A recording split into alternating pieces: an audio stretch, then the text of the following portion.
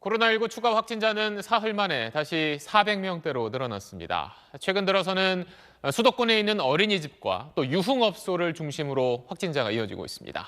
이 내용은 김형래 기자입니다. 아파트 단지 내 어린이집에 문을 닫는다는 안내문이 붙었습니다.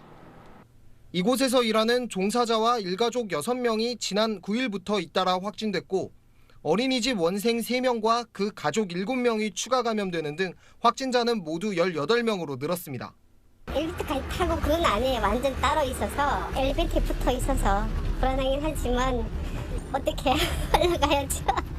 서울 여의도 사무용 건물에서도 지난 13일 첫 확진자가 나온 뒤 나흘간 22명이 추가 감염됐습니다. 장시간 근무하며 음료 섭취와 구내 식당이 없어 팀별로 외부 식당을 이용하거나 사무실에서 도시락을 먹는 경우도 있었던 것으로 확인되었습니다. 경기 성남의 한 유흥업소는 지난 9일 종사자를 시작으로 동료 종사자와 방문자, 지인 등 31명이 줄줄이 감염됐습니다. 해당 유흥업소는 밀폐된 실내 공간에서 여럿이 모여 노래를 부르는 등 감염에 취약했던 걸로 조사됐습니다. 수도권을 중심으로 3차 유행이 5달째 계속되면서 시민들의 피로감도 커지고 있습니다.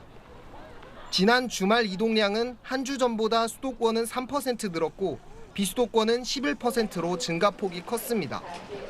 경각심을 잃고 4차 유행을 허용하게 된다면 이보다 뼈아픈 실책은 없을 것입니다.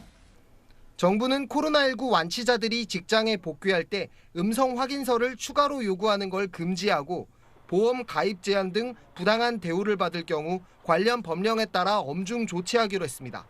SBS 김영래입니다. 네, 안녕하십니까. 김현우입니다. 더 많은 뉴스와 라이브 이벤트를 보고 싶으시면 화면 오른쪽을 눌러서 구독해 보시길 바라겠습니다. 또 저희 SBS 앱을 다운로드 하시면 속보 알림도 받아보실 수 있습니다. 항상 저희 SBS 뉴스를 시청해 주셔서 대단히 고맙습니다.